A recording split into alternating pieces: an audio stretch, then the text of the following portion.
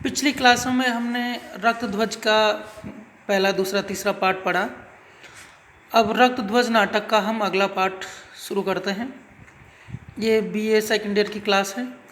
इसका second paper है, हिंदी साहित्य का दूसरा पेपर है।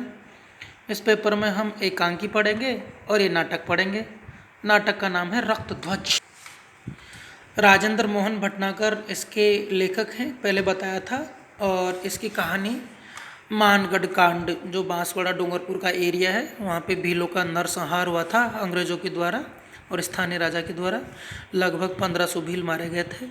उसी सच्ची घटना को आधार बना करके ये नाटक लिखा है, जिसका नाम है रक्त ध्वज। रक्त यानी खून का, ध्वज यानी झंडा, खून का झंडा। तो जो आदिवासियों का सफ़ेद कलर का, वाइट कलर का, सफ़ेद रंग का शांति का प्रतीक झंडा था, वो किस तरह से लाल रंग में रंग गया, लाल रंग में बदल गया। लाल रंग के दो प्रतीक हैं यहाँ पे। लाल रंग का मतलब क्रांति भी है, विद्रोह भी है, विरोध भी है, और लाल रंग यानी खून भी है, यानी शांति की बात करने वाले आदिवासी किस तरह से खून से रंग दिए गए। तो ये दोनों प्रतीक यहाँ पे खुलेंगे। पहला सीन हमने देख लिया था। सारे आदिवासी बैठे हैं, आपस में बातें कर रहे हैं कि हमें एक जागरूकता लानी है, सुधार करना है, चोरी मांस को छोड़ना है, चोरी नहीं करनी, मांस नहीं खाना, शराब नहीं पीनी। और गोविंद स्वामी इनका नेता है, इनके नेता है गोविंद स्वामी, जिनको ये देवता जैसे मानते हैं, भगवान जैसे मानते हैं।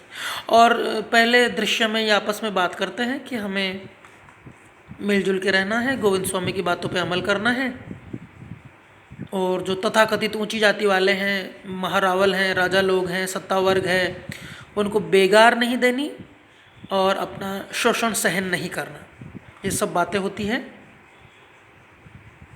पहले दृश्य में। नाटक में कुल 3 अंक हैं और दृश्य ढेर सारे हैं। तो अब दूसरा दृश्य देखते हैं। खुला हुआ आसमान है। देखो, नाटक खेलने के लिए लिखा जाता है, ना कि पढ़ने के लिए।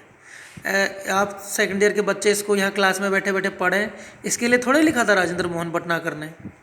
उन्होंने तो खेलने के लिए लिखा था। हमारी यूनिवर्सिटी को अच्छा लगा कि हमारे बच्चों को इसको पढ़ना चाहिए, खेलना चाहिए, तो हमारे बच्चों को यूनिवर्सिटी बच्चों को पढ़ा रही है। राजेंद्र मोहन भटनागर ने इसलिए थोड़े लिखा था कि सेकेंड ईयर के बच्चे एमडीएस यूनिवर्सिटी में इसको पढ़ेंगे। ना ना ना, उनका मकसद तो ऐसा था कि कोई इसको खेले, चाहे कोई भी खेले, स्टूडेंट हो, बाहर के लोग हों, कलाकार हों, और ये नाटक खेल के ये मैसेज, ये संदेश दें कि आदिवासियों ने कितना बड़ा बलिदान दिया था देश के लिए। तो देखते हैं। अब देखो, नाटक में रंग संकेत होते हैं।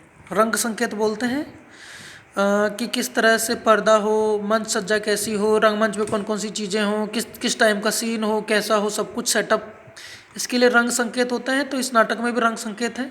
देखो रंग संकेत क्या है यहाँ पे। खुला आसमान, चांदनी रात, देश काल वातावरण। देखो, खुला आसमान, चांदनी रात, चौड़ा चबूतरा, गोविंद स्वामी बीचों बीच बैठे हुए हैं ऊंचे आसन पर, और उनके दाएं बाएं उनके साथी बैठे हुए हैं। उनके हाथ में मांदड़ है। मांदड़ बोलते हैं ढोलक को, जो एक तरफ से पतली एक तरफ से मोटी होती है, ढोलक। जो बीच में से मोटी होती है, फिर दोनों छोरों से थोड़ी सी पतली होती है ना, ढोलक ही होती है वो। आदिवासी बजाते हैं। तो उनके हाथ में मांदल है, और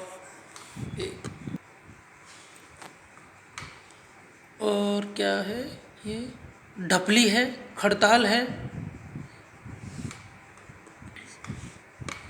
और मटका है। और गोविंद स्वामी बांसुरी बजाते हुए आत्मलीन है, भील मग्न है, डूबे हुए हैं। गोविंद स्वामी बांसुरी बजा रहे हैं, कोई ढोलक बजा रहा है, कोई डफली बजा रहा है, कोई खड़ताल बजा रहा है, कोई मटका बजा रहा है। देखो, आदिवासियों के वाद्य यंत्र।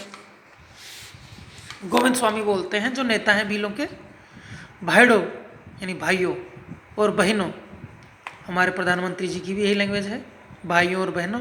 ठीक यही लैंग्वेज गोविंद स्वामी की है, जो आदिवासियों के मसीहा हैं, आदिवासियों के देवता माने जाते हैं। भाइयों और बहनों राजस्थानी लैंग्वेज है। तो जो नेतृत्व करता होता है, उसकी ये भाषा है, भाइयों और बहनों। जय गणे बाप जी, इसका मतलब क्या हुआ? गणेश जो हमारे बाप जी जैसे हैं, हमारे पिता जैसे हैं, उनकी जय हो। देखो बाप को वैसे तो हमारे तो अच्छी वो नहीं माना जाता, तेरा बाप कौन है तो इसको अच्छा नहीं माना जाएगा, लेकिन भगवान को भी अपना बाप बोल रहे हैं। प्रभु श्री राम वन जाने की तैयारी कर रहे हैं, उनका छोटा भाईड़ा उनके साथ जाने की जिद करता है। देखो कितनी प्यारी लैंग्वेज है। प्रभु श्री राम वन जाने की तैयारी कर रहे हैं और उनका छोटा भाईड़ा कौन? लक्ष्मण। देखो ये इस तरह से भी बोल सकता था कि उनका छोटा भाई लक्ष्मण के साथ जाने की जिद करता है, लेकिन क्या ऐसे बोलता तो क्या मिठास आ पाती? नहीं नहीं, ये मिठास तो तभी आएगी जब वो कहता है कि उसका छोटा भाईड़ा उसके साथ जाने की जिद करता है और प्रभु श्री राम कहते हैं, गाते हुए बताता है, मर जाइए भूखवा पियसवा हीरे, खई का लेव बासी का लेवा। मर जाएगा भूखे प्यासे। लक्ष्मण कहता है, मैं खाने में बासी खा लूँगा, बासी का लेवा खा लूँगा। खई का लेव यानी खा लूँगा, बासी का लेवा पी का लेव, गंगा जल पानी हो रे, गंगा का पानी पी लूँगा और सड़ा भूसा बासी कलेवा कर लूँगा। राम जब लक्ष्मण से कहते हैं कि भाई कहाँ चलता है मेरे साथ, जंगल में मर जाएगा, भूखा प्यासा, महलों में राज करने वाला राजकुमार है, वहाँ खाने को क्या मिलेगा? तो लक्ष्मण कहते हैं, भैया मैं तो भूखा ही रह लूँगा, बासी खा लूँगा और गंगा का जल पी लूँगा। बहुरा तुम लक्ष्मण भैया रे हो रे, लौट जाओ लक्ष्मण। राम कहते हैं कि लौट जाओ लक्ष्मण, मारी जइयो घाम उमा भुमरा हो रे। घाम यानी गर्मी, गर्मी में मर जाओगे, भुमरा हो रे, भुमरा का अर्थ देखो नीचे, गर्म धूल में मर जाओगे। भुमरा यानी गर्म धूल, मिट्टी, गर्मी। भुमरा का लेव रूपा की मुंची पनही। लक्ष्मण कहते हैं कि धूल से बचने के लिए मैं चांदी के जूते पहनूंगा।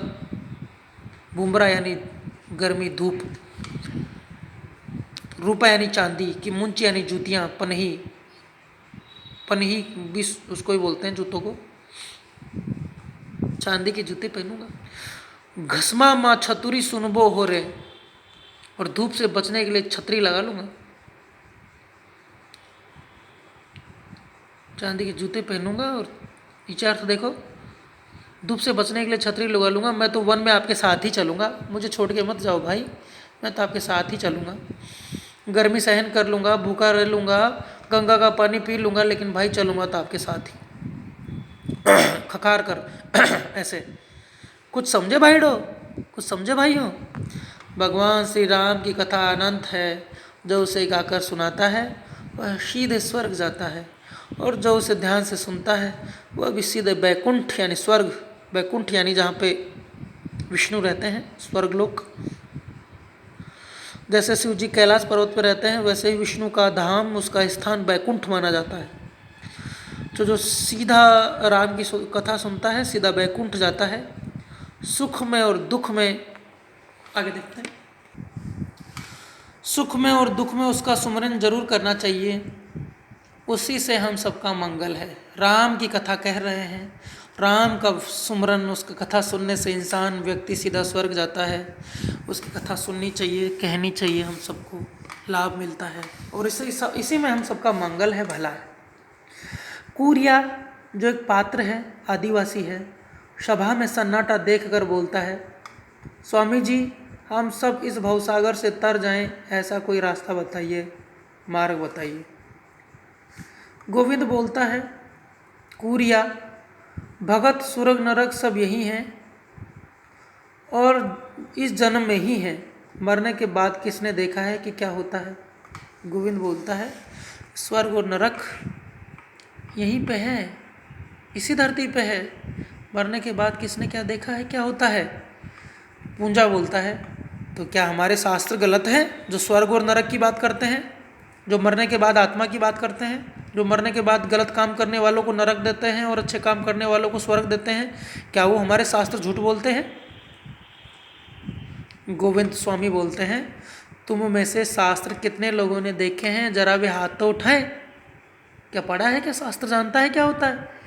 सब शांत हो जाते हैं, सब लोगों के सर झुके हुए हैं, नत सिर, यानी सबके सर झुके हुए हैं, नीचे हैं, कोई नहीं पढ़ा हुआ, सब अनपढ़ है, गंवार है। दीत्या बोलता है देखे नहीं तो क्या हुआ, पर सुना समझा तो है। गोविंद स्वामी बोलते हैं लेकिन गुना नहीं है, जिंदगी में उनको गुना नहीं है, उतारा नहीं है। एक बार फिर सब चुप हो जाते हैं। रोकाशा बोलता है गुना कैसे जाता है, भोले भाले आदिवासी हैं। गोविंद स्वामी बोलते हैं कि चित्त यानी मन को स्थिर करके, स्थिर चित्त से भगवान का ध्यान लगाकर, ऐसा ध्यान लगा कर के तुम अपने में भगवान के दर्शन कर सको। दीत्या, ये पेचीदा मसला है, ये हर किसी की समझ में नहीं आ सकता। दरअसल ये देखने दिखलाने की वस्तु नहीं है, इसे तो शायद अनुभव ही किया जा सकता है, पर वह भी कैसे। गोविंद खखारने के बाद भगवान का नाम स्मरण करते रहिए, इसी से उसके होने की अनुभूति हो सकेगी। नाम लेते रहो राम का, इसी से उसके होने का एग्जिस्टेंस का पता लगेगा, महसूस होगा, दिखाई नहीं देगा। सुहान बोलता है, कुछ सोच समझ कर बोलता है, स्वामी जी यह तो चक्करदार रास्ता है, चक्करदार जिसमें चक्कर आ जाए, इसमें सिवाय भटकते रहने के कुछ हासिल नहीं होगा। आदिवासी हैं, सवाल करते हैं, भूले हैं, अनपढ़ हैं। गोविंद स्वामी पढ़ा लिखा है, इनकी जिज्ञासाओं को शांत करता है। दीत्या बोलता है इसमें न कोई चक्कर है और न कोई धोखा, यह बिल्कुल साफ रास्ता है दीत्या। आज यह बात हमारे पल्ले इसलिए नहीं पड़ रही क्योंकि हम लगातार पीछे हटते चले गए और भागते रहे और आखिर इन जंगलों में भीड़ों में पनाह पाई। इससे हमारा विश्वास डगमगा गया। सब कुछ इसी का कारण तो है। यह विश्वास हमें अपने में तलाशना होगा, वापस लाना होगा, कॉन्फिडेंस लाना होगा। जब सारे भ्रम संदेह के अंधेरे अपने आप हट जाएंगे। गणेशा खड़े होकर, लेकिन यह विश्वास हम अपने में कैसे तलाश करेंगे, कर पाएंगे भी कि नहीं कौन जाने।